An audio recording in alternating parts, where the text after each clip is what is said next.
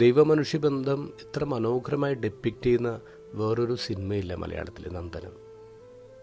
ബാലമണി എന്ന് പറഞ്ഞൊരു വേലക്കാരി പെൺകുട്ടി, വലിയൊരു ഇല്ലത്താണ് അവൾ പണിയെടുക്കുന്നത്. അവളുടെ മുറിയിലൊരു ഗുരുവായൂരപ്പൻ്റെ ചിത്രമുണ്ട്. എല്ലാ ദിവസവും തിരി തെളിച്ച് അവൾ പ്രാർത്ഥിക്കും, പരിഭവം പറയും, സങ്കടം പറയും, ഒരു കൂട്ടുകാരനെന്ന പോലെ. തൊട്ടടുത്ത് ഗുരുവായൂർ ക്ഷേത്രം ഉണ്ടെങ്കിൽ അവൾക്ക് ഇതുവരെ പോകാൻ പറ്റിയിട്ടില്ല. പല കാരണങ്ങളോട് മാറിപ്പോവും.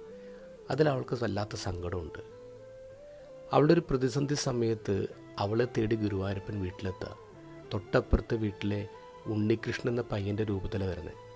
ഇവർ തമ്മിലൊരു സൗഹൃദം ഉണ്ടാകുന്നുണ്ട്. ഒരു ദിവസം ഇവർ തമ്മിൽ സംസാരിച്ചുകൊണ്ടിരിക്കുമ്പോൾ ഉണ്ണികൃഷ്ണൻ പറയും, ഞാൻ ഹസ്തരേഖാശാസ്ത്രം പഠിച്ച ആളാണ്, നിൻ്റെ കൈ നോക്കി ഫലം പറയട്ടെ. അപ്പോൾ അവൾ പറയും, കൈ തൊട്ടുള്ള പരിപാടിയൊന്നും വേണ്ട. അപ്പോൾ അവൾ പറയും, വേണ്ട, നിൻ്റെ മുഖം നോക്കി ലക്ഷണം പറയാമെന്ന് പറഞ്ഞ് കുഞ്ഞുനാളിൽ അവിടെ ലൈഫിലുണ്ടൊരു അനുഭവത്തെക്കുറിച്ച് പറയുന്നുണ്ട്. അപ്പോൾ അവൾ പറയും, അതാരെങ്കിലും പറഞ്ഞു തന്നായിരിക്കും. അപ്പോൾ ഉണ്ണി പറയും, അങ്ങനെയാണെങ്കിൽ നീ ആരോടും പറയാത്തൊരു സ്വപ്നത്തെക്കുറിച്ച് പറയട്ടെ. ഗുരുവായൂരപ്പൻ്റെ നടയിൽ നീ ഒരാളെ കല്യാണം കഴിക്കുന്നതിൻ്റെ സ്വപ്നം കണ്ടില്ലേ? അവൾ പറഞ്ഞ്, കണ്ടു. നീ അയാളെ തന്നെ കല്യാണം കഴിക്കും. അപ്പോൾ അവൾ പറഞ്ഞു, അതൊരിക്കലും നടക്കില്ല. ഉണ്ണിയുടെ കയ്യിലപ്പോൾ കുറച്ച് മഞ്ചാടിക്കുരു ഉണ്ട്. ഈ മഞ്ചാടിക്കുരു ബാലമണിയുടെ മേലിലേക്ക് ഇടുകയാണ്. അവൾ വെളുത്ത ബ്ലൗസും വെളുത്ത പാവാട ഇട്ടിരിക്കുക. അവൾ നോക്കുമ്പോൾ ചുവന്ന് പൊട്ടുപോലെ അവളിങ്ങനെ അത്ഭുതത്തോടെ ചോദിക്കുന്നുണ്ട്, ഇതെന്ത് മാജിക്കാണ്, ഇതെന്ത് മായവിദ്യയാണ് ചോദിക്കുന്നുണ്ട്. ഉടനെ ഉണ്ണി പറയുന്ന മറുപടി ഇങ്ങനെയാണ്, വിശ്വാസമില്ലാത്ത മനസ്സുകളെ കീഴ്പ്പെടുത്താൻ അങ്ങനെ ചില ജാലവിദ്യകൾ. വിശ്വാസമില്ലാത്ത മനസ്സുകളെ കീഴ്പ്പെടുത്താനാണ് ജാലവിദ്യകൾ എന്നുള്ളത്.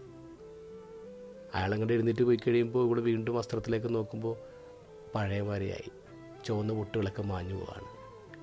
ജാലവിദ്യകളത് മാഞ്ഞു പോകും.